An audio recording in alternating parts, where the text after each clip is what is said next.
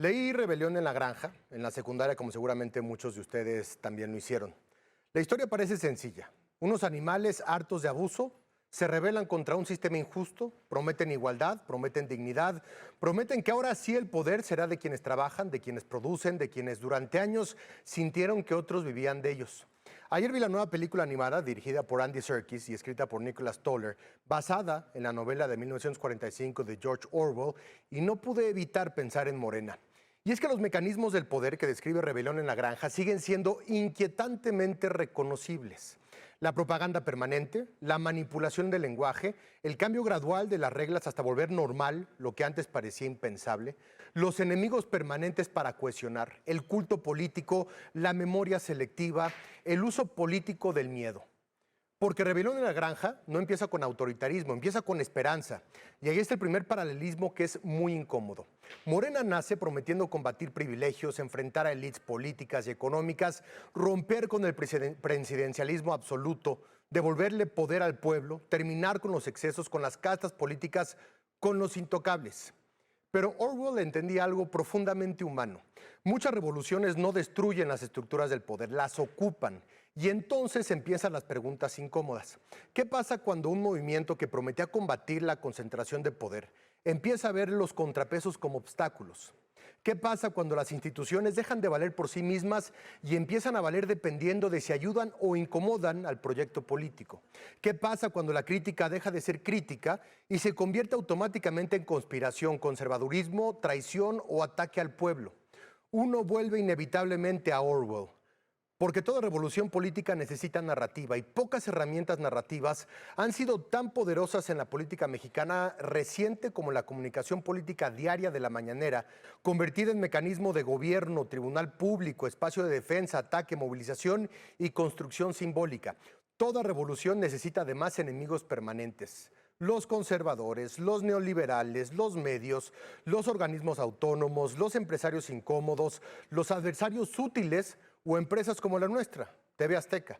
Porque el enemigo político cumple una función esencial, cohesiona identidad, ordena emociones, simplifica complejidades y permite explicar contradicciones internas sin mirar demasiado hacia adentro. Rebelión en la Granja entiende perfectamente esa lógica. Y luego viene el lenguaje. En el libro, las reglas no desaparecen de golpe, se reescriben poco a poco, se ajustan, se reinterpretan, se normalizan. Y quizá esa es una de las lecciones más inquietantes del poder moderno. No siempre cambia primero la realidad, a veces cambia primero el vocabulario. Ya no es concentración de poder, es transformación. Ya no es debilitamiento institucional, es democratización. Ya no es centralización, es mandato popular. Y aquí el punto no es quién tiene la razón en cada reforma o en cada disputa pública. El punto es otro. Cuando el lenguaje político deja de describir la realidad, la verdad, y empieza principalmente a administrarla, Orwell vuelve a aparecer. También están los símbolos. Las grandes fuerzas políticas entienden algo fundamental. Gobernar no solamente es administrar seguridad, economía o presupuesto, es administrar significado, la bandera, la patria, el pueblo, la legitimidad moral, la historia nacional.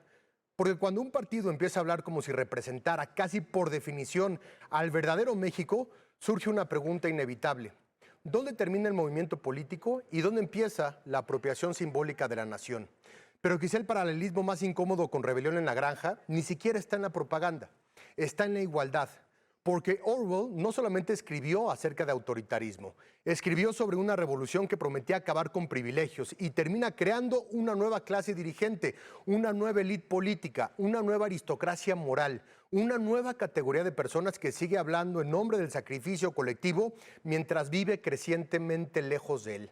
Y antes de que alguien se escandalice, vamos a ser muy claros. No se trata de decir que un político no puede viajar, no se trata de decir que no puede comer en un restaurante caro, no se trata de decir que alguien no puede gastar su propio dinero. Ese no es el punto. El punto político aparece cuando un movimiento construye su legitimidad alrededor de la austeridad republicana, la humildad pública, la cercanía con el ciudadano común, la condena moral del privilegio, y luego una parte de su propia clase política termina recurrentemente envuelta en controversias públicas sobre estilos de vida, viajes, vuelos, hoteles, privilegios simbólicos o contradicciones con ese discurso.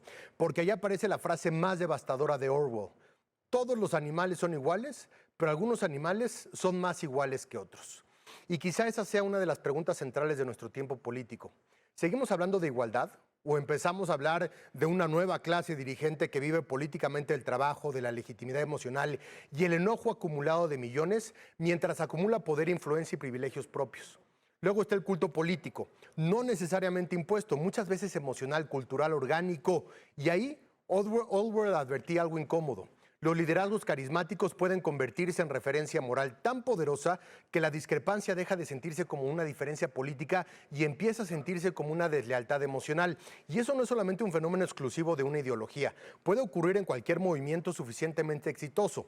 Por eso la gran advertencia de la rebelión en la granja nunca fue realmente sobre izquierdas o derechas, fue sobre el poder, sobre cómo movimientos nacidos para combatir abusos pueden terminar acumulando demasiado poder, sobre cómo proyectos populares pueden desarrollar intolerancia a los mismos contrapesos, sobre cómo la legitimidad electoral puede confundirse con superioridad moral permanente y sobre cómo un país democrático necesita hacerse una y otra vez una pregunta sencilla pero fundamental. ¿Estamos fortaleciendo la democracia o simplemente estamos aprendiendo a llamar democracia a la concentración del poder? Porque en Rebelión en la Granja, el momento más duro no es cuando cambian las reglas, es el final. Cuando los animales miran a los líderes y ya no logran distinguirlos de aquello que prometieron reemplazar.